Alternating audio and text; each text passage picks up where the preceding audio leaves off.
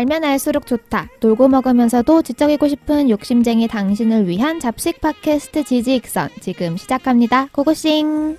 고고싱을 외친 지 진짜 개스무스했다 방금. 미쳤다. 1주년. 물 흐르듯이 흘렀다. 이렇게 하는 거 아니야? 맞습니다 여러분. 안녕하세요 쿠마입니다. 안 똑같아. 깜짝이야. 안 하나도 똑같아. 안 똑같잖아. 안 똑같아. 우리 바꿔서 해보자 오늘. 다정한 허무주의자 쿠마입니다. 오, 꽤 비슷한데? 아, 나 하기 싫은데. 범래님 거 할 수 있을 것 해봐요. 같아. 낙관적 현실주의자 미안해.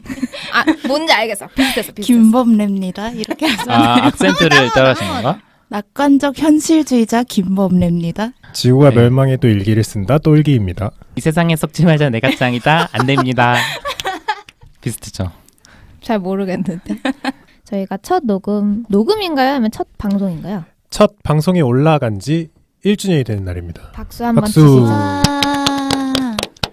저희가 2019년 3월 18일에 첫 화가 올라갔고 아, 저희가 지금 녹음을 하고 있는 3월 18일이 정확히 1주년이 되는 날입니다. 소름이 돋네요. 소름이 돋아.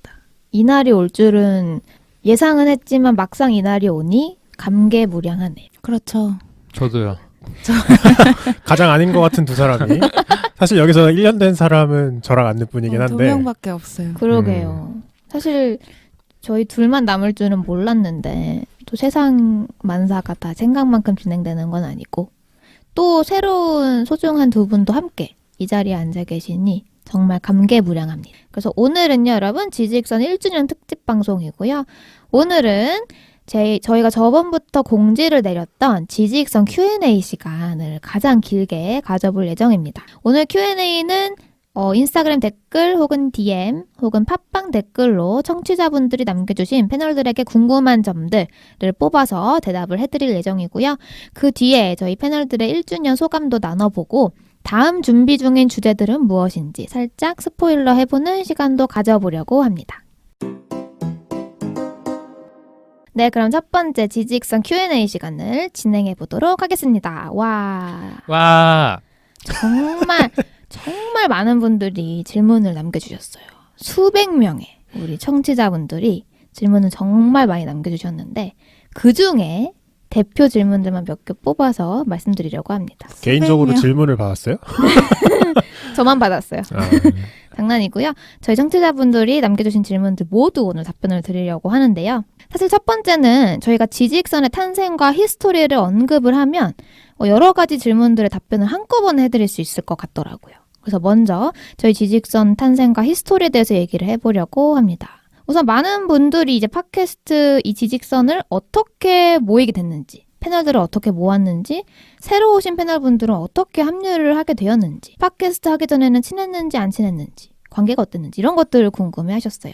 그럼 저희 지지익선의 탄생은 사실 제가 발제를 하면서 여러 차례 언급을 했었기 때문에 이제 지지익선의 탄생과 함께 한 번도 언급한 적이 없었던 이 히스토리에 대해서 얘기를 해볼게요. 이거는 이제 똘기님이랑 쿠마님도 아실지는 잘 모르겠는데 우선 지지익선을 제가 처음에 기획을 할 때 당시 원래는 이제 저 안느가 고등학교 동창들과 함께 녹음을 하려고 했었습니다.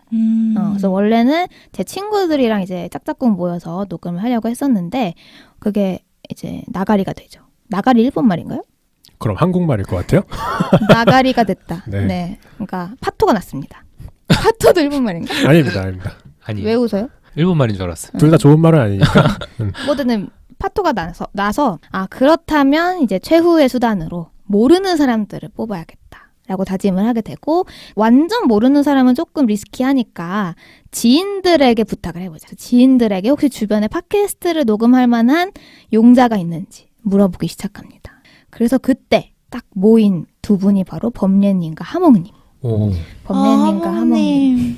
범례님과 하몽님은 저희 친구의 동료분들입니다. 직장 동료죠. 네. 그러니까 안느의 친구의 직장 동료. 네, 그렇습니다. 때는 19년 2월.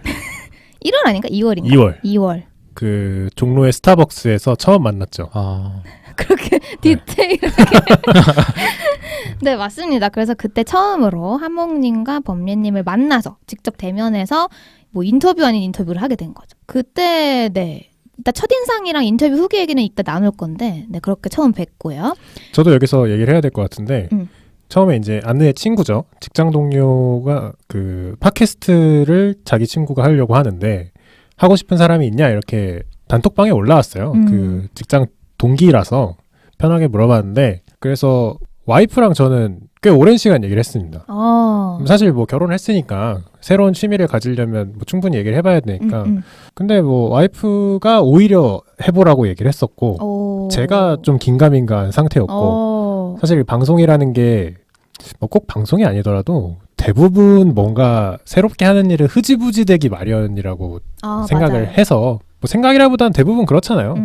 그래서 이것도 뭐 하다가 괜히 흐지부지 되면 뭔가 김 빠질 것 같아서 할까 말까 진짜 고민하고 있었는데 이제 와이프가 강하게 해보라고 해서 미팅을 한번 나가보고 생각을 해야겠다 싶어서 그 종로에 있는 스타벅스까지 열심히 갔었죠. 2층, 삼층인가 2층이요? 3층. 3층. 기억력 왕이네.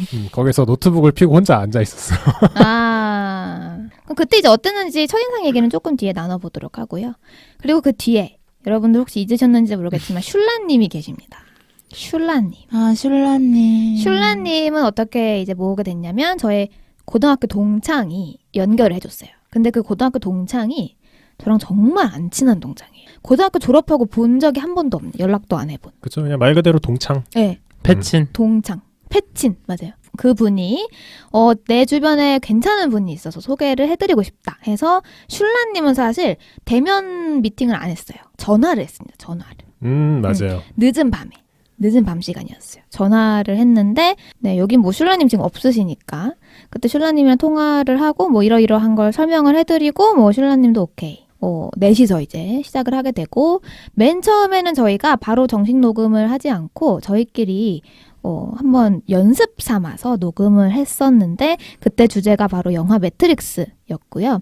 그때 제가 그 녹음본을 편집을 한번 했었어요. 가편집을 해봤는데 연습할 겸 제가 편집을 하면서 육성으로 진짜 와 존나 재미없어 이러고 노트북을 덮었어요. 진짜 편집하다가. 그게 3월 18일에 저희가 첫 방송이 나갔잖아요. 3월 초에 파일럿을 딴 거예요. 어떻게 보면 그 처음에 만나서 그때는 핸드폰에 녹음했어요. 맞아, 스튜디오에서 한 게 아니고 그 토즈 같은 모임 장소. 맞아, 종로 토즈였나? 그랬나? 그 토즈 같은 데서 모여가지고 가운데 이제 제 핸드폰으로 녹음을 켜놓고 1시간 반 정도 녹음을 한 것 같아요. 맞아요. 네. 근데 진짜 너무 재미가 없어가지고. 그리고 혹시나 최근에 들으신 분들께 말씀드리면 슐라님은 작년 10월에 이제 쿠마님이랑 교대를 하셨고 하몽님은 올해 2월에 또 똘기님이랑 교대를 하신 예전 패널 분들입니다. 맞습니다. 그리고 이제 그 뒤에 쿠마님을 만나게 되었는데요. 슐라님이 개인 사정으로 국방의 의무로 갑자기 지시게 돼가지고 쿠마님을 뵙고 쿠마님도 시작하시기 전에 저랑 대면 인터뷰를 신촌의 모 카페에서 진행을 단둘이 했었죠. 이게 놀라운 것이 그 지금 안느님 패친분하고 슐라님하고 제가 같은 동아리예요. 그래서 대학교에서 제가 동아리를 했었는데 그 동아리 제가 더 윗기 쓰고 진짜? 네, 그 뒤에 들어오신 분들이에요. 어떻게 보면은 후배가 추천을 해준 거네. 그쵸. 근데 나이는 나이를 떠나서 나이는 떠나서 훨씬 막내시고. 동아리 후배가 그리고 쿠마님이 동아리 선배구나. 그렇게 말하니까 되게 되게 있어 보인다. 네. 엄청 있어 보인다. 너무 재밌다. 맞습니다. 그래서 사실 쿠마님은 슐라님의 추천을 직접 받으신 거죠. 그렇죠. 해보지 않을래? 이렇게 물어보셨죠. 맞아요. 그래서 쿠마님이랑 만나고 이제 하기로 했고 그리고 똘기님 같은 경우에는 하몽님이 나가시기로 하고 나서 제가 한 번 더 지인들을 통해서 모집을 해서 들어오신 분인데 사실 똘기님은 또 제 고등학교 후배이십니다. 맞아요. 맞습니다. 나 빼고는 뭐 다 이거 건너건너구만. 지금 머릿속으로 그러네. 관계도를 그리고 후배, 있어요. 선배 뭐 네. 어쩌고 저쩌고. 너도 어제도 알겠습니다. 네. 네, 그렇게 해서 저희를 만나게 됐고요. 이건 이제 저의 입장이었어요. 저의 시각이었고 이제 저희 패널분들은 또 아까 범례님은 살짝 어떤 식으로 이 연락을 받았는지 말씀하셨지만 그 이후에 이제 미팅을 하고 나서 이제 결정을 하고 뭐 이런 내용들을 범례님부터 해서 패널분들이 첫인상과 이제 인터뷰 같은 걸 했을 때 그때의 후기를 한번 짧게 나눠보도록 할게요. 뭐 잠깐 얘기하긴 했지만 그 한번 만나보고 할지 말지를 정하자라고 와이프랑 얘기를 해서 그때 이제 스타벅스에서 만나서 얘기를 했는데 첫인상은 뭐 사석에선 여러 번 얘기했지만 아 얘는 뭔가 오래 할 생각이 있는 애다라는 게 확 느껴졌어요. 얘는 그때 뭐 얘지 뭐. 어떤 면에서 그게 느껴지셨어요? 계약서를 가지고 왔어요. 이 사람이. 뭘 또 계약서를 가지고 와요. 이게 약간 그 개요라고 해야 되나? 내가 이런 방송을 만들고 싶고 이런 사람이 필요하다. 뭐 설명 어떻게 보면 뭐 투자 설명회처럼 새로 만난 사람한테 이렇게 설명을 해주는 거죠. 근데 그 물론 그 페이퍼가 있다는 것 때문에 신뢰감을 느꼈던 건 아니고 그 사람의 눈빛에서 인연은 야망이 보통이 아니다.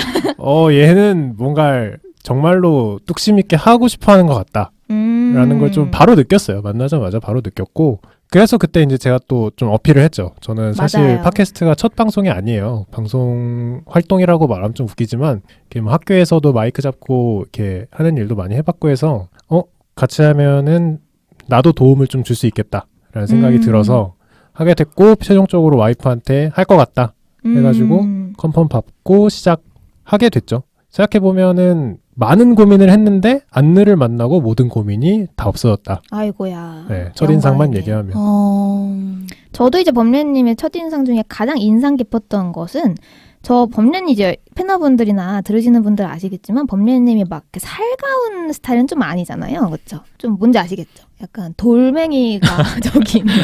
인간 돌멩이 같은 로봇 같은 느낌인데 그때도 그렇게 제 설명을 그냥 이렇게 뚱하게 듣고 계시더니 그냥 갑자기 저를 좀 어필해 보자면요. 이러면서 자기 어필을 하는 거예요. 그때 이제 확신이 든 거야. 처음에는 별로 얘기를 섞고 싶지 않았던 게 혹시나 그냥 어렴풋이 그냥 팟캐스트라는 걸 해보고 싶어요 이런 사람이면 사실 한마디도 안 섞고 집에 가려고 그랬어.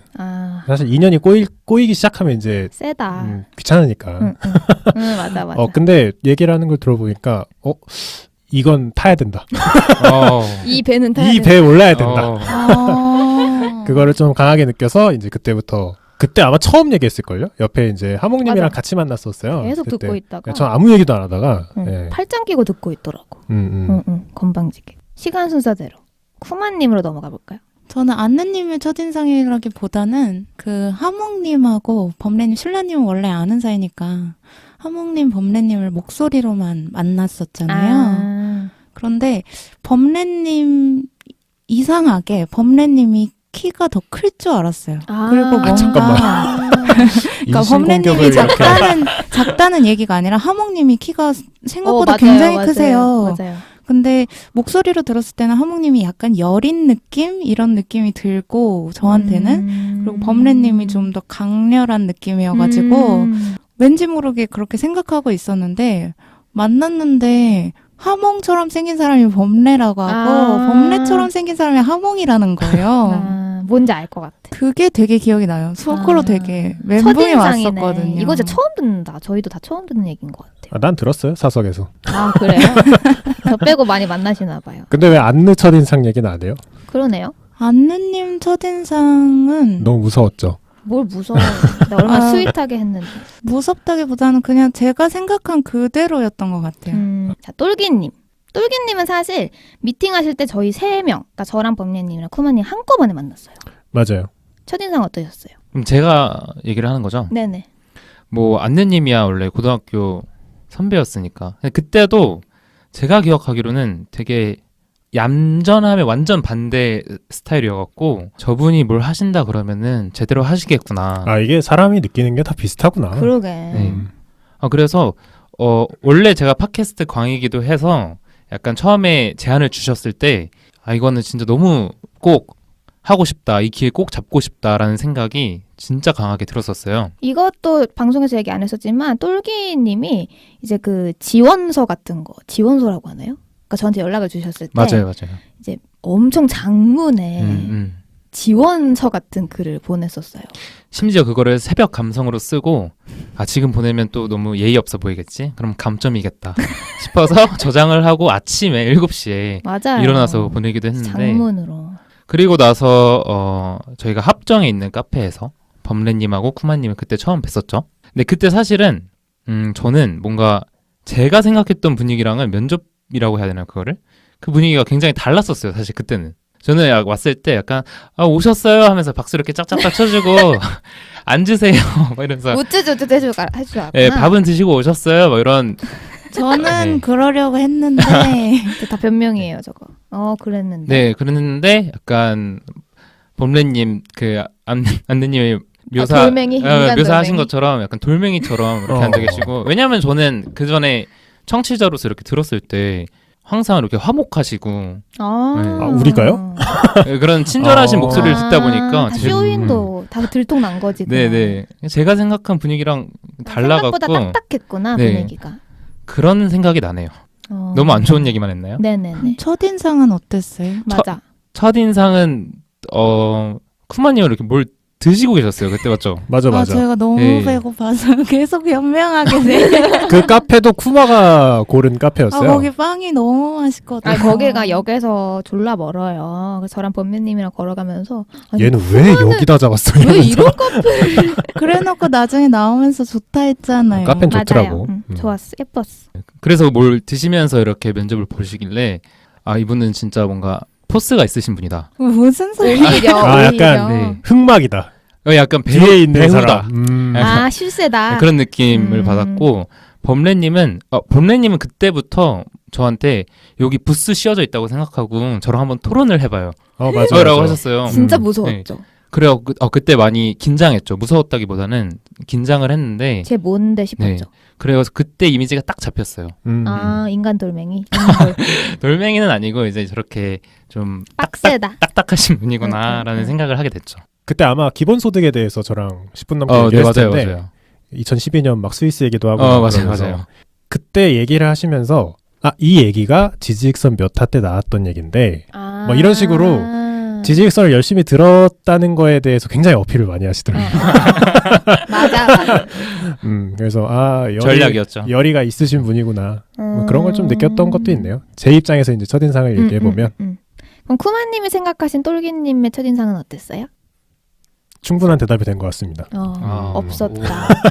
없었다기보다는 빵이 맛있었다. 네, 제가 빵 먹는데 너무 집중을 했던 건 아니고요. 저는 약간 똘기님 얘기하신 것처럼 그 분위기가 저도 당황스러워서 아 진짜? 네, 그래서 이 두 분이 이렇게 나올 거라는 걸 예상은 했지만 이 두 분이라 함은 안느와 범례. 네, 예상은 했지만 내가 이걸 어떻게 하면 풀 수 있을 것인가 이런 생각을 먹으면서 들으면서 생각만.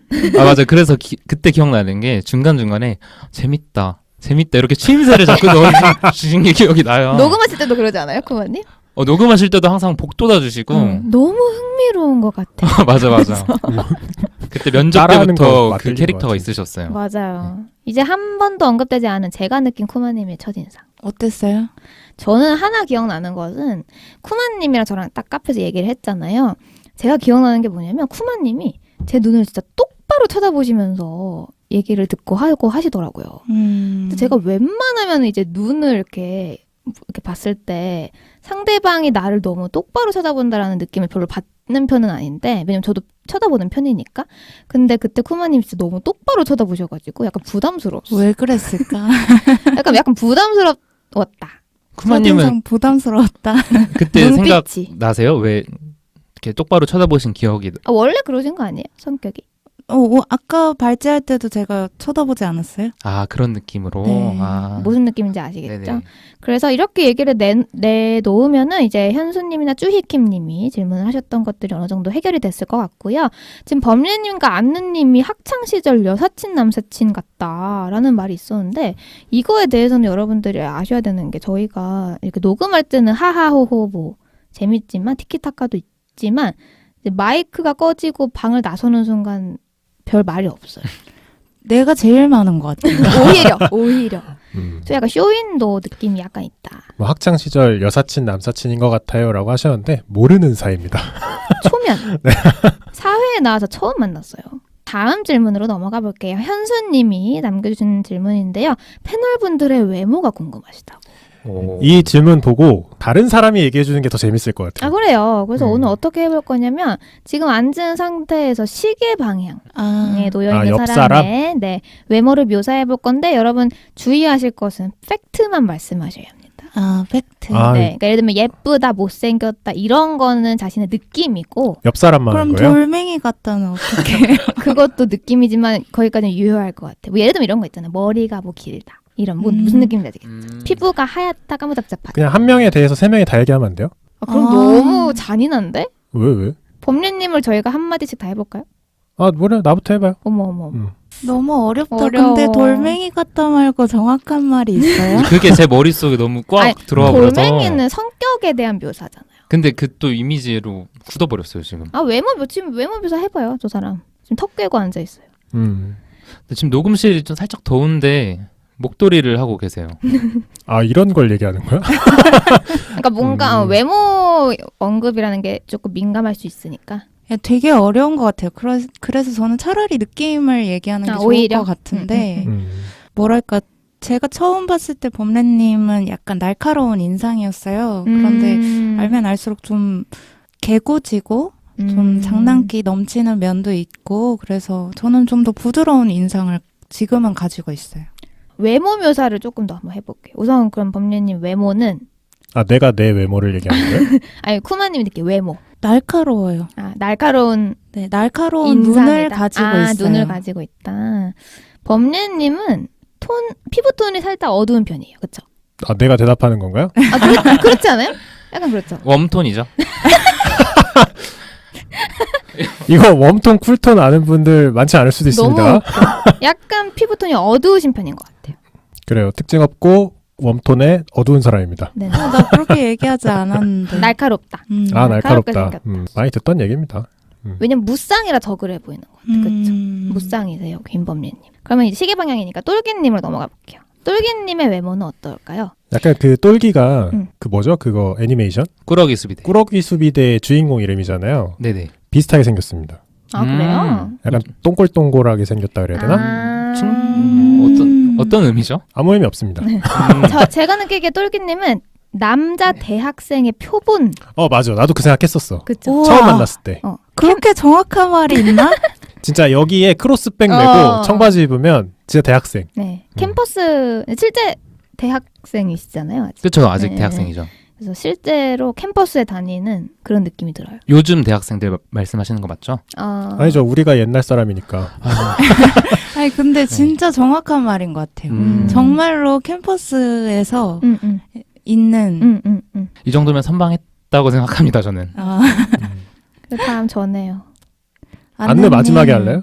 왜? 무슨 말을 하려고? 저는 약간 그 아이돌 서바이벌 프로 같은 데서 안무 담당하는 그 그룹에 꼭 한 명씩 있는 네, 그 캐릭터 느낌이 나요. 안무 담당. 좋은 말인 것 안무 같아요. 따고 막 애들한테 호통치면서 가르치고. 그 안느님 모르겠어요. 나중에 청취하시는 분들이 안느님을 만나게 되는 일이 있을진 모르겠지만 딱 만나면 인상이 굉장히 강렬하신 분이에요. 약간 당찬 느낌이 있어요. 얼굴에서 그게. 그런 것 같아요. 당차다기보다는 눈에 도끼가 서려 있는 느낌? 그렇게까지 외모를 말한다고? 봤을 때 네. 내가 이렇게 지금 수습을 했는데 수습 불가. 눈- 세게 생겼다. 모르겠어요. 세다는 거는 또 사람마다 다를 테니까 약간 자기의 신념이 확실한 그 눈빛이 있거든요. 오케이. 좀 그런 느낌이 있고 오른쪽 눈 밑에 점이 있으십니다. 맞습니다. 저도 있어요. 어쩌라고요? 똑같은 맞아요. 점이 있네. 맞아요. 그럼 이제 쿠마님은 하얘요. 그래요? 맞아. 피부톤이 하얀 편. 오늘 의상도 약간 하얗시고. 오늘 오늘 성가대처럼 입고 와가지고 곧 날개 달고 올라가시는 그 쿠마님 인상은 되게 유리 멘탈을 가진 약간 여성의 이미지라는 걸 처음엔 받았었는데 같이 이렇게 진행을 하다 보니까 정말 멘탈이 탄탄하신 분이에요. 저도 그런 거 좀 느껴요. 아니야, 나는 오히려 저는 어떤 느낌이 들었냐면 모르겠다. 이건 외모 얘기가 아니라서 뺄게요. 이거 외모 얘기가 아니라. 그러니까 외모와 느껴지는 그런 풍채라고 할 건 없겠지만 분위기는 굉장히 여리여리하고 약간 연약한 느낌이 약간 외모에서 느껴지는데 실제로 녹음을 하고 이렇게 얘기를 하다 보면 굉장히 탄탄하신 분인 것 같아요. 맞아요. 자기 근간이 있으신 분인 것 같다는 느낌. 저도 이제 외모 얘기만 한 번 더 해보자면 쿠마님은 하얗고 핑크가 좀 섞여 있어요. 색조 화장을 색조 느낌도 있는데 이게 하얗고 노란 느낌으로 빠지는 게 아니라 약간 홍조 청조 쿨톤. 약간 그런 겨울 쿨톤 느낌. 약간 웃는 상이 있으시잖아요. 그죠? 음. 그러네. 웃을 때 약간 눈이 이렇게 휘어지는 거 뭐라 그러지? 반달 반달처럼 눈. 그려진다고 하나? 네, 다음 질문으로 넘어가도록 하겠습니다. 패널분들 직업이 무엇인지 현수님과 쭈희킴님이 질문을 주셨는데요. 이건 뭐 약간 신상이다 보니 본인이 오픈할 수 있는 한도까지 오픈을 한번 해보시죠. 사실 똘개님은 이미 얘기가 나왔네요. 학생. 네. 대학생이다. 졸업반이에요. 전공이 뭐예요? 정치외교학과이고요. 학교가 어디예요? 경희대학교. 아 이렇게까지 오픈을 하나요? 물어봤는데 대답하시니까. 네네네. 내보내도 돼요? 경희대학교 정치외교학과 4학년. 음. 네. 제 인생에서 처음 만나는 정치외교학과 학생이세요. 아, 정말요? 진짜? 그리고 저는 공대생 출신이고 음. 지금 모 기업에서 엔지니어로 현직 아. 엔지니어로 일하고 있습니다. 맞아, 직장인이세요, 법률님. 저도 직장인이고 저는 출판사에서 편집자를 하고 있어요. 맞습니다. 유일하게 지직선을 진행하면서 구직을 하신 네, 그래서 많이 망설였어요. 이게 구직을 타이밍이? 못한 상태였는데 이걸 해도 되나 싶었는데 맞아요. 회사 생활이랑 지직선을 거의 동시에 시작을 하셨죠. 맞네요. 저도 뭐 전공을 얘기하자면 영문학이랑 경영학을 전공했고 저는 지금 프리랜서입니다. 가끔 저의 활동 반경에 들어오시는 청취자분들이 가끔 계세요. 여기까지. 뭐요? 다음 질문입니다. 이거는 제가 대답을 하면 될 것 같은데 저희 개인 인스타그램 계정을 통해서 안느님 옷 잘 입는 비결이 무엇인가요? 라는 질문을 주신 청취자분이 계세요. 근데 안느님 옷 잘 입으세요. 저도 궁금해요. 네, 비결은 사실 좀 타고났어요. 다시 어렸을 때부터 잘 입었어요. 어. 김범래 진짜 김범래가 지금 눈으로 쌍욕을 보내고 있는데 어렸을 때부터 관심이 많았다. 근데 이게 옷을 잘 입는 건데 잘 입으세요. 실제로 녹음할 때도 메이크업도 되게 제가 보기에는 제가 보지 못했던 방식으로 메이크업을 하시고 옷도 제가 평생 본 적도 없던 옷들 이렇게 입고 오시는데 요즘은 그런 걸 패셔니스타라고 하는 것 같더라고요. 맞아요. 다음 질문입니다. 여러분 이거는 저희 모든 패널분들이 함께 대답해 주시면 될 것 같아요. 패널분들의 MBTI에 대해서 질문을 주셨고요. 그리고 플러스로 안느님이 혹시 ENTP 유형이냐라는 질문도 같이 주셨어요. 근데 뭐 ENTP라는 게 뭐 특별한 의미가 있는 거예요? ENTP형처럼 제가 들려서 이렇게 코멘트를 하신 게 아닌가 싶은데 실제로 저는 굉장히 비슷합니다. 그럼 저 먼저 대답을 해볼까요? 제가 먼저 질문이 왔으니까. 저는 실제로 ENTJ형입니다. 여러분 한번 쫙 말해봐요. 너도 ENTJ야? 같으면 뭐예요? 아닌데. 같으면 다른 패널 구해야지. 쪼개님 ENTJ 확실해요? ENTJ. ENTJ로 나왔는데 저는 모르죠. 이 테스트의 신빙성이나 이런 거에 이 대해서. 테스트가 16가지 유형밖에 없어요. 근데 본인이 맞는 것 같아요? 뭘 서로 이렇게 기분 나빠요. 그러니까 본인이 읽었을 때 어이가 맞는 것 같다. 맞는 것도 있고 안 맞는 것도 있어서 저는 잘 모르겠어요. 오케이. 법리는? 전 ESTJ. 이름이 뭐예요, 그게? 사업가형. 정말 사업가 같다. 근데 뭐야 그 두 분 나온 건 뭐예요 이름이? 지도가형. 저는 INFP 잔다르크형이네요. 잔다르크형. INFP. 와 나랑 다 달라. 그럼 상극이네. 뭐예요 그러면? 우선 저희 돌아가면서 특징들은 어떤지, 그러니까 나에게 맞는 특징들은 어떤 건지 한번 개인적으로 얘기를 해볼게요. ENTJ형은 이제 지도가형인데 읽어볼게요, 여러분들. 맞는지 한번 생각해봐 주세요. 남이 이래라 저래라 하는 거 싫어하고 냉철하다. 남들이 하는 꼬라지가 마음에 안 들어서 자기가 결국 나선다. 누가 뭐 못하면 답답하고 이해가 안 된다. 성격이 불도저 같다. 졸라 현실적이고 논리적인데 혼자 있을 때는 상상력이 오진다. 사람이 많을 때는 정상이냐, 프로페셔널해. 근데 혼자 있을 땐 몽상가다. 감정적인 공감이 안 된다. 친구들이 하소연하면 공감이 아니라 해결책을 찾아준다. 열등감을 느낀 적이 극히 드물다. 맞는 것 같아요, 맞는 여러분? 것 같아요. 근데 한 가지 아닌 것 같은 거는 맨 처음에 뭐라 그랬죠? 이래라 저래라? 이래라 저래라 하는 거 싫어하고 남이 이래라 저래라는 거 싫어하고. 그 다음에 냉철하다. 냉철하진 않은 것 같아요. 손가락이 저를 향하고 있네. 네. 저도 냉철한 거. 굉장히 감성적인 분입니다. 저는 사업가형 ESTJ가 나왔는데요. 감정이 잘 드러나 직설적인 언어로 표현한다. 직설적인 거 맞는데 감정이 잘 드러나진 않아요. 그렇죠? 맞아요. 그리고 솔직하고 화끈하다. 솔직한데 화끈하진 않은 것 같아. 미적지근해요. 소설은. 논리적, 분석적, 객관적이며 분명한 규칙을 중요시하고 그에 따라 행동하고 일을 추진하고 완성한다. 이게 완전 그 돌멩이 김범례 그거잖아요. 네, 이건 저도 너무 공감했어요. 그 자체. 제가 이제 언제 얘기했는지 모르겠지만 전 규칙을 굉장히 중요하게 생각하거든요. 수능주의자. 그쵸. 수능주의자. 그 뭐라 그랬지? 옛날에 안내이 뭐라고 했는데. 한수능 하시는 맞아. 한수능 하는 사람. 맞아. 사회에 규칙이 있어야 된다. 그리고 이런 걸 항상 얘기했었는데, 그리고 다음으로 고집이 있지만 논리적으로 긍정하게 되면 더 이상 고집을 피우지 않는다. 와. 그리고 이게 보니까 밑에 개발해야 할 점 같은 게 나오더라고요. 그러니까 부족한 거겠죠?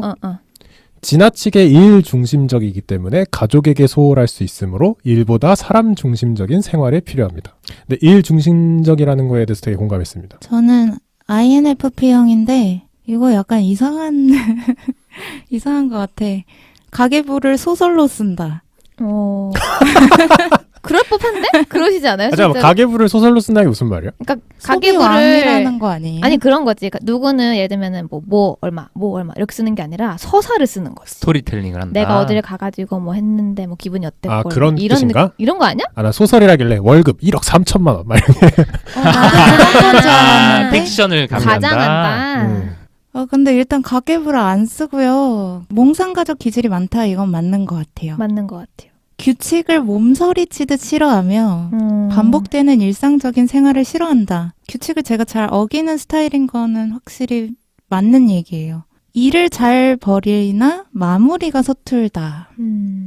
여행을 좋아하고 영화, 음악, 책을 좋아한다인데요. 영화, 음악, 책을 좋아하는데 여행은 그렇게 좋아하는 편이 아니에요. 다음 질문으로 넘어가겠습니다. 비슷한 질문이 2개가 들어왔어요. 주제 진행을 위해 공부를 얼마나 하는가? 보통 컨텐츠 기획은 어떻게 하는가? 주희김님과 율동아범님이 질문해 주셨습니다. 대답을 돌아가면서 짧게 해보면 될 것 같아요. 누가 먼저 하시겠어요? 안내요. 네네, 안느. 네, 알겠습니다. 컨텐츠 기획, 그러니까 주제를 뽑아내는 거는 제가 그때 흥미롭게 생각하는 주제들을 선택을 하고요. 발제 자체를 위해서 공부하는 거는 그때마다 다른데 좀 몰아서 하는 것 같아요. 그리고 분량도 꽤 많이 쌓아두는 편이고요. 준비를 열심히 합니다. 저는 주로 뉴스에서 아이디어를 많이 얻고요. 제가 뉴스를 정말 많이 읽어요. 하루를 뉴스를 읽으면 시작해서 자기 전까지 뉴스를 좀 읽는 편인데, 하다 보면은 이런 거 재밌겠다 싶은 게 있으면 메모해뒀다가 하기도 하고, 그리고 안느님한테 감사하는데 안느님을 통해서 좀 주제를 캐치하는 편이기도 합니다. 그래서 제 발제 밥그릇을 자꾸 얹어요. 제가요? 김범리가. 네네. 예를 들면 어떤 게? 그러니까 뭐 예를 들면 어떻게 아까 뭐 안느랑 김범래가 약간 남사친처럼 투닥투닥거리는 게 있다 하는데, 제가 만난 분 중에 저랑 가장 극과 극에 계신 분인 것 같아요. 안느님이 이렇게 성격이나 아니면 살아오시는 생활 환경도 저랑 많이 다른 것 같아서 얘기하다 보면은 이렇게 충돌하는 지점이 많이 생기는데, 그때마다 이 얘기 안느랑 하면 많은 얘기를 해볼 수 있겠다 싶은 게 가끔씩 떠오를 때가 있어서 진행했던 화도 있고, 그래서 안느님 통해서도 많이 얻고 있고. 저는 주제 진행을 위해 공부는 얼마나, 이거는 주제마다 진짜 달라요. 네, 맞아요. 그럼 주제마다 다른 것 같아요. 네, 그래서 어떤 굉장히 좋은 소스를 구해서 그 소스 하나만 이렇게 파는 경우도 있고요.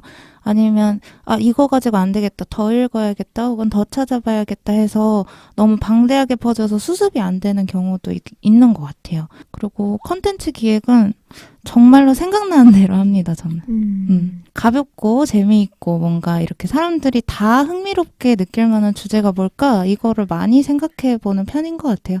그래서 저한테 재밌는 거를 주로 하지 않나. 저는 샘플이 일단 많지가 않아서 뭐 확실하게 대답은 못 드리지만, 저도 일단 내가 이거 재밌겠다 싶은 거, 그리고 다 비슷한 것 같아요. 뭐 신문에서 본 거, 책에서 읽은 거, 그런 것들을 조합해서 좀 이건 내가 파보면 재밌겠다, 그런 식으로 기획을 하는 것 같습니다. 다음 질문으로 넘어가 보도록 하겠습니다. 매번 새로운 것을 알아내거나 알고 있는 것으로 정리해 나가는 것도 이따금 지칠 때가 있을 텐데 어떻게 극복하시나요?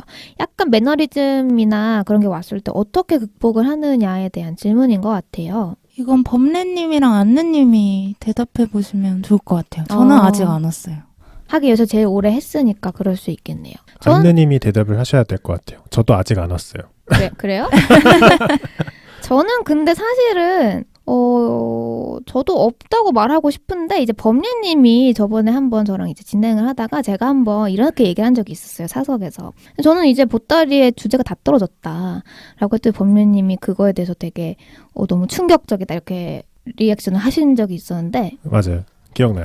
저는 근데 사실 그런 상황이 저에게는 뭐 새롭거나 걱정이 전혀 되지가 않는 게 뭐 그런 경험은 항상 있었지만 그때마다 또 새로운 일들이 저의 보따리 안에 항상 들어왔었어요. 그때가 시즌 1이 끝났을 때죠? 맞아요. 네. 그래서 쉬었는데 저는 그때 사실 이것도 한 번도 얘기한 건 아니지만 그때 사실 좀 그런 생각이 많이 들었어요. 내가 아닌 다른 사람들과 일을 함에 있어서 달라진 점이 이거인 것 같다는 생각. 그러니까 전달이 잘 안 되는데, 예를 들면 저는 혼자 일하는 걸 되게 좋아해요. 이런 지직선 말고는 웬만하면 다 혼자 진행을 하는데, 지직선은 제가 아닌 다른 사람과 함께 하잖아요. 그래서 저라면은 안 했을 일을 이 사람이 하자고 하는 거야. 나 같으면 지금 안 쉬거든. 근데 범례님이 쉬자고 하니까, 이런 걸로 인해서 내가 여태까지 이뤄왔던 아웃풋보다 다른 아웃풋이 나올 수 있겠다. 이게 개인이 아니라 팀으로 일하는 거에 대한 묘미일 수 있겠다. 이런 생각을 혼자 했었던 것 같아요. 이게 시즌 1이 갑자기 끝나서 근데 쉰 것도 아니었어요. 이게 업로드 일정은 그냥 시즌 1이 끝나고 다음 주가 시즌 2가 업로드 됐는데 저희가 실제로는 한 3주인가요? 쉬었었죠. 근데 저는 뭐 아까 MBTI에서도 일중심적이라고 얘기를 했지만 저희 패널들끼리 이렇게 잘 지내는 것도 중요하지만 에피소드 한 회 한 회가 어떻게 나오는지가 저한테 굉장히 큰 관심사거든요. 근데 시즌 1이 끝날 때쯤 이제 와서 이제 시즌 1이라고 얘기하는 거지만 뭔가 다들 주제를 급박하게 준비하는 그런 느낌이 저한테는 강하게 왔어요. 저는 사실 주제를 좀 많이 준비해 놓고 그중에 내가 지금 잘할 수 있는 걸 약간 선택해서 하는 스타일이었는데 다른 분들은 다음 주제에 대한 압박을 굉장히 심하게 받으시더라고요. 이제 그때쯤이면 이제 지직선에 참여하겠다라고 얘기를 했던 하몽님도 아니면 뭐 슐라님도 안느님도 처음에 생각했던 아이디어가 다 떨어질 쯤이었어요. 그래가지고 어차피 세이브된 회차가 몇 개 있으니 그게 다 고갈될 때까지 쉬자. 3주 정도 쉬자 해가지고 그때 갑자기 시즌 1이 끝났죠.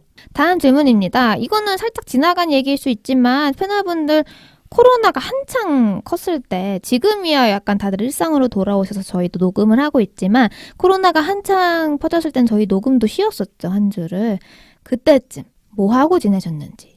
저는 집에서 애완견 2마리를 키우는데 오히려 같이 있는 시간이 늘어나서 좀 소중함을 더 느끼게 된 것도 있고 방콕이 그렇게 심심하진 않아요. 저는. 저 그냥 집에 있었어요. 집에서 뭐 해요? 그냥 있으면? 집에서 되게 여러 가지를 하는데 책을 좀 많이 읽을 수 있었던 것 같아요. 그리고 제가 엄청난 집순이라서 집에 들어가면 아예 안 나와요. 그리고 있는 약속도 막 취소하려고 엄청 노력하는 스타일인데 나오면 재밌게 놀지만 그래서 집에서 책 보고 운동도 좀 하고 그리고 그거를 했어요. 제가 새해의 계획으로 뭔가를 만들어 먹겠다 이랬는데 코로나 때문에 뭐 사서 먹기가 좀 뭐한 거예요.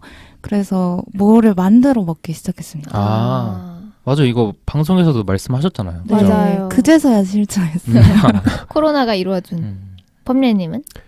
저는 아쉽게도 그냥 살던 대로 살고 있고요. 재택근무하라는 얘기가 나와서 일주일 좀 안 되는 시간 동안 재택을 해봤는데 안 맞더라고요. 안 맞아요? 네, 전 집에 있는 게 안 맞아요. 진짜 특이하다니까. 저는 출근을 해야만 살아있음을 느낍니다. ESTJ. 개인이 조심하고 사실 정부가 하라는 대로 좀 따라서 개인 위생 철저히 하고 그것만 열심히 하고 있어요. 사실 코로나 때문에 나 회사도 안 갈래, 밖에도 안 나갈래 그렇게 살고 있진 않고 근데 출근 많이 하시던데요. 지하철 타보면. 네, 그분들이 뭐 코로나로부터 안전해서 출근하는 건 아닐 거고 다 생업을 위해서 출근하시는 걸 텐데 그 안에 포함되어 있습니다. 다음 질문입니다. 양자역 학편, 다중우주론 편을 준비하면서 참고한 책들, 추천할 만한 책들을 보미지용님께서 좀 구체적으로 언급을 해달라라고 하셔서 준비를 해왔는데요. 우선 과학편이나 양자역 학편 관련해서는 김상욱 교수님의 떨림과 울림, 김상욱의 양자공부 이런 책들을 읽었고 김상욱 교수님의 강연 혹은 강의 영상들이 유튜브에도 많이 올라와 있어요. 저는 보고 준비를 했기 때문에 보시면 되게 좋고요. 또 최 사장의 지대넓이의 그 방송에서 과학 파트 팟캐스트 방송들이 있습니다. 그것도 많이 들었고 유튜브에 과학 채널들이 있어요. 제가 추천드리고 싶은 채널은 과학 쿠키, 학군, 사이언스 레벨업 이런 채널에서 많은 양자역학과 관련된 영상들이 올라와 있습니다. 그리고 EBS 다큐멘터리의 끈이론에 관련된 1, 2, 3부 영상들이 있는데 이것도 다 보고 왔어요. 이거는 제가 언급했던 다중우주론 쪽의 과학자인 브라이언 그린이 출연하는 다큐멘터리가 있습니다. 또 브라이언 그린의 멀티 유니버스, 맥스 테그마크의 유니버스, 그리고 지대넓의 제로의 앞부분을 참고해서 다중우주론 편을 준비를 했었습니다. 다음 질문입니다. 혹시 공개방송 계획이 있으신지 율동아범님이 질문을 주셨어요. 공개방송에 대해서는 쿠마님이랑 똘끼님이 들어오시기 전에 기존 패널들끼리 심심치 않게 언급을 했었던 것 같아요. 실제로 팟빵에서는 공개방송을 이제 팟캐스트가 이 채널이 할 수 있게끔 홀을 제공을 하고는 하는데 기회가 되면은 저는 하면 좋을 것 같은데 다른 분들은 어떠세요? 다 나를 쳐다보고 있어. 김범예는요? 저는 아직은 자신이 없습니다. 빼고 해도 돼요? 뭐 그러세요. 진행하면 빠질 거예요? 뭐 당장 한다고 하면 응. 하지 말자고 내가 물어보지 않을까? 왜? 글쎄요. 아직까지는 뭐 뒤에서 좀 더 얘기할 수도 있겠지만 사실 여러 가지 이유가 있겠지만 지직선을 제가 처음에 생각했던 기대치보다 훨씬 많은 분들이 들어주고 계세요. 그 구독자도 제가 상상했던 것보다 훨씬 많이 구독을 해주시고 계시고 조회수도 많이 나오는데 아직까지는 왜 이렇게 많은 분들이 들어주시는지에 대해서 제가 이유를 찾지 못했어요. 과분하다. 네, 과분한 느낌도 있고 그리고 거기서 어떻게 해야 할지 그리고 어떤 모습을 기대하고 계실지에 대해서 개인적으로 아직 잘 모르겠어요. 그래서 공개 방송을 하기엔 우리가 아직 좀 미성숙하지 않나 라고 개인적으로 생각합니다. 물론 하면 좋은 거긴 한데 조금 더 우리가 성숙하고 우리 채널에 대한 정체성을 확실히 했을 때 하는 게 청취하시는 분들한테도 좋지 않을까. 뭔가 제가 하고 싶다 이런 것보다도 많이 와주실까 이런 생각이 더 많이 들어요. 그래서 이번에 Q&A를 하자라고 제가 그랬는데 댓글로 다는 거니까 조금 더 생각보다 많이 참여해 주시지 않을까 했는데 제가 예상했던 것보다는 질문이 그렇게 많지 않았던 것 같아요. 맞아요. 그래서 제가 재차 구걸했죠. 그래서 제가 막 이렇게 질문을 올리고 막 이랬는데 주신 분들은 너무너무 감사하지만 이게 저희를 보러 여기까지 와주실까 이런 거에 대한 확신이 제가 그렇게 크지 않아요. 청취자분들과의 유대감을 조금 더 쌓아나가는 계기로 이거를 삼아야겠다 이런 생각을 많이 했어요. 공개 방송에 대해서는 사실 시작할 때부터 너무 하고 싶었던 부분이기도 하고 공개 방송을 해야만 저의 기준에는 이제 잘 되고 있다 이런 꼭지점이 될 것 같아서 기회가 된다면 정말 하고 싶은 생각입니다. 다음 질문은 약간 심오한 질문이네요. 패널분 개인의 인생 목표는 어떻게 되나요? 지직선은 그 인생 목표에서 어떤 의미인가? 질문을 좀 넓혀서 지직선이 내 인생에서 어떤 의미인지를 대답해 주셔도 될 것 같아요. 저는 처음에 합류를 할 때 조금 철없게 이거 재밌겠다 하고 룰루랄라 들어온 거고 아직 그때로부터 그렇게 시간이 많이 지나지 않아서 이게 내 인생에서 어떤 의미지라고 생각하기에는 조금 이른 감이 없지 않나. 그래서 2주년 때 기회가 된다면 그때 또 그때까지 계셔 주실 거죠? 그때까지 있다면 그 얘기를 또 나눠보도록 하죠. 저는 이거를 좀 많이 생각을 해봤는데 요즘 조회수를 보면 되게 깜짝깜짝 놀라요. 생각보다 조회수는 굉장히 높거든요. 그래서 제가 행복을 찾아서에서 얘기한 것처럼 뭔가 좀 우울한 면이 있지만 제가 이런 이야기를 꺼내는 것이 저 같은 분들한테 혹은 저 같은 생각을 한 번도 못 해보신 많은 분들한테 어떤 계기가 될 수 있을까? 그러니까 뭔가 혹은 꼭 제가 아니더라도 안느님 아니면 범래님, 똘기님, 허묵님, 슐라님의 발제가 뭔가 생각의 장을 여는 계기가 될 수도 있겠다. 이게 뭔가 한두 명만 듣는 게 아니구나. 어쩌면 하나의 파워가 될 수도 있겠다라는 생각을 하기 시작하면서 조금 의미가 더 커져가고 있다라는 느낌이에요. 저 같은 경우는 제 지금 나이의 생각을 저장해 두고 싶은 마음이 크고요. 언젠가 이제 나이가 들어서 이걸 다시 듣고 싶은 생각이 있고 그리고 이거를 하면서 느끼는 거기도 하지만 처음에 생각했던 것도 사실 인생을 살다 보면 유유상종이라고 자기랑 비슷한 사람만 만나거든요. 그리고 나랑 다른 의견을 가지고 있는 사람이라도 자기한테 올 피해나 남에게 끼칠 피해를 염려하거나 피하면서 별로 얘기를 그렇게 날카롭게 하지 않잖아요. 보통 사회에서. 그래서 나랑 다른 생각을 가지고 있는 사람이랑 얘기를 좀 해보고 싶다는 생각을 예전부터 했는데 이게 좀 그런 거에 대해서 도움이 되지 않을까 싶어서 계속 하고 있고 하다 보니까 맞는 것 같아요. 사실 여기 계신 세 분 모두 저랑 똑같은 생각 가진 사람 아무도 없는 것 같고 얘기하면서 깨닫는 것도 많고 또 청취하신 분들이 적어주시는 댓글에서도 또 제가 깨닫는 게 많아요. 그래서 저한테 많은 도움이 되고 있는 것 같고 뭔가 앞으로도 뭐 제 인생에서 많은 도움이 될 거라고 생각하고 있습니다. 제가 또 첨언을 하자면 어바웃유님의 댓글이 제가 기억이 나서 운영자와 청취자가 모두 성장하는 그런 방송이 됐으면 좋겠다라고 댓글을 남겨주셨는데 그게 저는 너무 좋더라고요. 그러니까 물론 청취자분들한테 뭔가를 전달하는 그런 목적도 있지만 이걸 하면서 제가 조금 달라지는 것 같아서 저는 초반에 제가 다정한 허무주의자라고 소개를 하면서 뭔가 긍정적으로 변해가는 과정을 봐달라고 말씀을 드렸었는데 그거를 여기서 이룰 수 있다면 제 개인적으로는 좋은 성취가 될 것 같아요. 저는 지지익선을 하면서 이제 1년을 하면서 저는 사실 많이 뭐 배워간다라고 해야 될까요? 저에게 새로웠던 점은 사람에 관한 거인 것 같아요. 여기 계신 패널분들을 만나고 이제 이런 걸 꾸려가면서 저와 생각이 다른 분들을 만나면서 겪는 어떤 성장통 같은 거 제가 감당할 수 있는 일들이 있고 없는 일들이 있을 수 있다라는 거 사람을 이제 모아간다는 과정에서 그런 점에서 저에게는 조금 배움의 장소 같은 그러니까 약간 사회화의 과정에 저에게는 그런 의미가 조금 큰 곳이 지지익선인 것 같다라고 말씀드리고 싶습니다. 다음 질문은 저희 애청자이신 쿠마님이 질문해 주셨어요. 네. 이거 궁금했어요. 패널분들의 취미가 무엇인지. 네, 취미가 뭐세요? 아쉽게도 제가 취미라고 할 만한 게 없어요. 취미라고 할 만한 게 없고 전 약간 예전에 90년생이 온단가? 거기서 얘기를 했지만 저는 취미 생활을 하거나 아무것도 안 하고 있으면 굉장히 뒤처지고 있다는 생각을 항상 가지고 있거든요. 그래서 취미라는 게 어쨌든 뭔가 큰 목표 없이 내가 지금 즐거우려고 하는 일이라고 한다면 저는 그런 취미는 없고 굳이 취미라고 한다면 지금은 지지익선이 취미인 것 같아요. 저는 제 소개 멘트에서도 뭐 다들 파악하셨겠지만 일기 쓰고 제가 쓴 거 다시 읽는 거 굉장히 좋아하고 좀 활동적인 취미로는 자전거 타는 거 굉장히 좋아해요.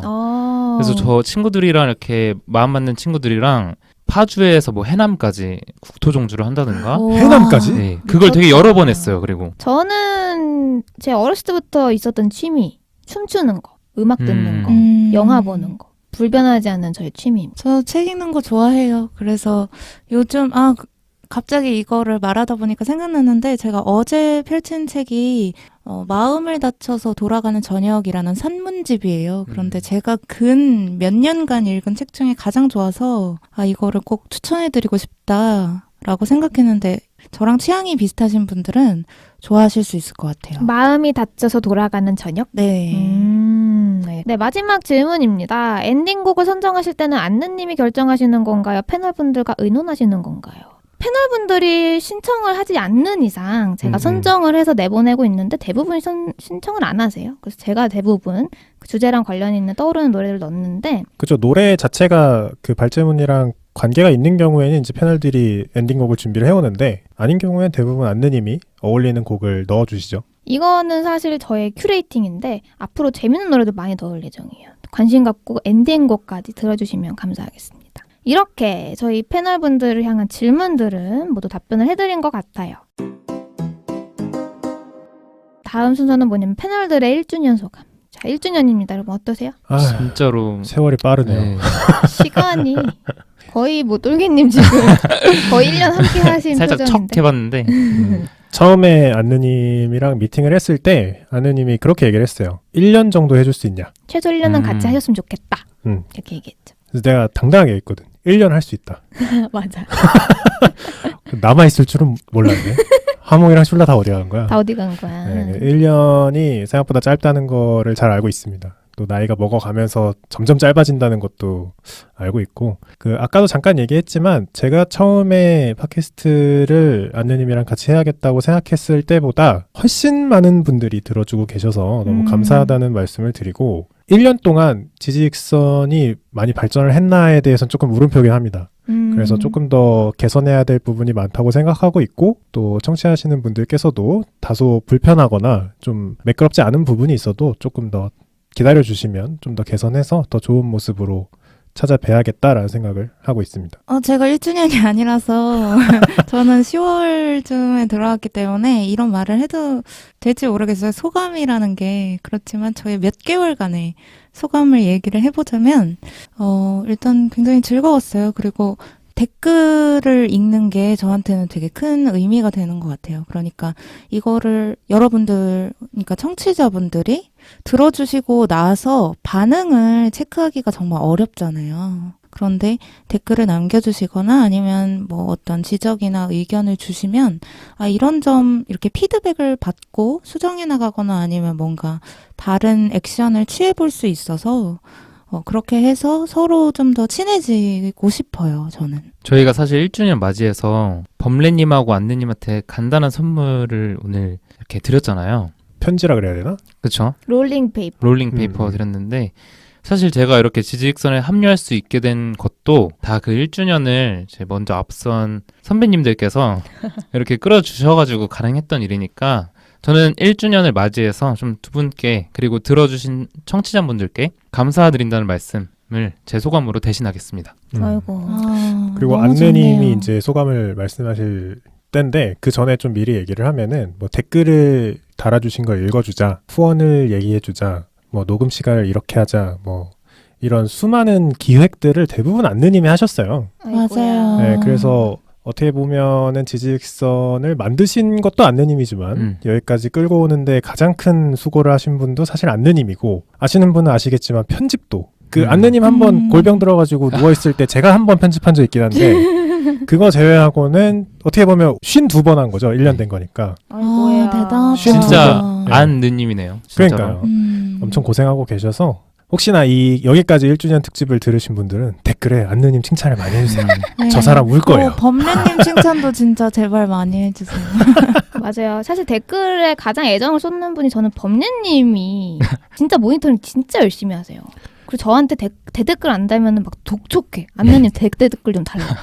전 댓글뿐만이 아니고요. 그 관리자 페이지가 있거든요. 요 팟캐스트 관리자 페이지를 거의 매번 보는데 통계를 열심히 봅니다. 조회수에 민감해요, 저 사람. 조회수 포함해서 통계랑 그 에피소드별 평균 소비분 몇 분간 들으셨고 소비가 몇 %인지 그런 게 다 나와요. 그거 좀 모니터링 열심히 하고 안느님이 괜히 부끄러워서 내 얘기하는 것 같은데 소감이나 얘기해 보시죠. 네. 이렇게 얘기해 주신 몸둘 바를 모르겠네요. 제가 사실 지직선을 시작하기도 전에 이 지직선을 만들게 해주신 다른 팟캐스트인 지대널볕을 청취를 하면서 그때 지대널볕이 이제 1주년 방송 특집을 제가 듣고 있었는데 그때 엔딩곡에 어떤 노래가 나왔었어요.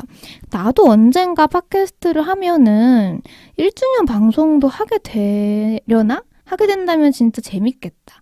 이런 생각을 했던 게 진짜 기억에 생생해요. 내가 그때 그런 생각을 했던 게. 근데 그 일이 너무나도 빨리 이루어진 것 같아서 진짜 감회가 남다르고 저는 사실 1주년 제가 아까 지직선은 어떤 의미냐라고 했을 때 사람 그런 사회화의 의미가 좀 크다라고 말씀드렸는데 1주년이 오면서 다시 한번 같이 계셔주시는 패널분들이 새삼 고맙다, 새삼 감사다라는 생각을 진짜 많이 하게 된 것 같아요. 눈물이 날 것 같네요.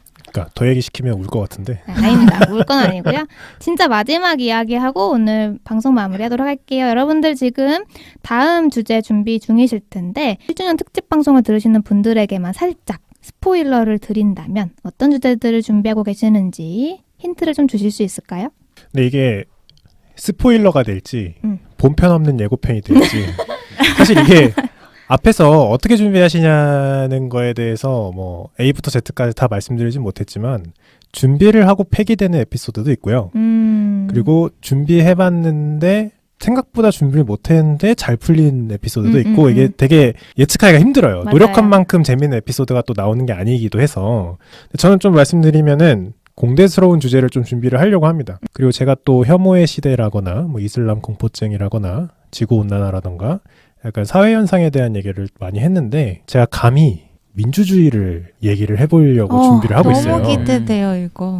안 할 수도 있어요. 안 할 수도 있고 또 하나 준비 아닌 준비가 종교에 대한 얘기인데 제가 준비할 건 아닐 수도 있지만 다른 분들이 종교에 대해서 진행을 해주시면 그것도 좀 기대하고 있는 바이기도 합니다. 저는 지금 약간 번아웃된 상태라서 다른 발제에 대해서 뭐 생각해 보고는 있어요. 그런데 일단 약간 조금 더 가벼운 주제를 하고 싶어서 먹는 얘기, 음식 얘기 해보면 재밌지 않을까. 또 생각나는 걸로는 옛날에 제가 하고 싶어 했던 게 북한 문학에 대한 얘기였어요. 그래서 그렇게 사회 검열이 심한 사회에서 써지는 가상의 소설이라는 것이 문학에 대해서 무엇을 알려주느냐에 대한 얘기도 하고 싶었고, 요즘은 재미란 무엇일까? 우리가 어디서 재미를 느낄까? 이런 생각도 많이 해봐요. 저야 뭐 이제 막 첫발을 떼서 사실 보따리에 들어있는 건 굉장히 많은데 아마도 먼 미래에 제대로 한번 다뤄보고 싶은 거는 좀 미국 문화나 뭐 정치, 경제 이쪽에 대해서 다뤄보고 싶은 욕심이 있는데 굉장히 큰 주제라서 열심히 준비를 하고 내놓아 보도록 하겠습니다. 저는 지금 준비하고 있는 것은 요즘 진짜 빨리빨리 다루고 싶은 거는 경제에 관련된 이야기입니다. 지난번에 잠깐 언급했던 죽음에 관한 거. 그리고 저도 제 입장에서 다루고 싶었던 종교의 어떤 분야에 대해서도 다뤄보고 싶습니다. 그리고 제가 그 기즈무송님이었나요? 맞춤법 관련해가지고 한번 발제를 해달라는 요청이 있었는데 제가 그걸 까먹지 않고 있어요. 그런데 이거를 미니로 한번 해보려고 준비는 해놨지만 못하게 됐어요. 그래가지고 조금 기다려주시면 언젠가 기회가 있을 것 같아서 네, 말씀을 드립니다. 결방 특집 때 한번 다뤄보죠. 네네. 재밌겠다. 네, 여러분 긴 시간 동안 지직선 1주년 특집 방송을 함께 진행해 보았습니다. 지금까지 청취해 주셔서 너무 감사드리고요. 1년 동안 함께 해주신 분들 혹은 중간부터 함께 해주신 분들, 지금부터 지직선을 입덕하신 분들 모두 다음 1년까지도 또 그 다음 1년까지도 지직선과 함께 해주시길 바라겠습니다. 지금까지 청취해 주신 여러분 모두 감사드립니다. 감사합니다. 감사합니다. 감사합니다.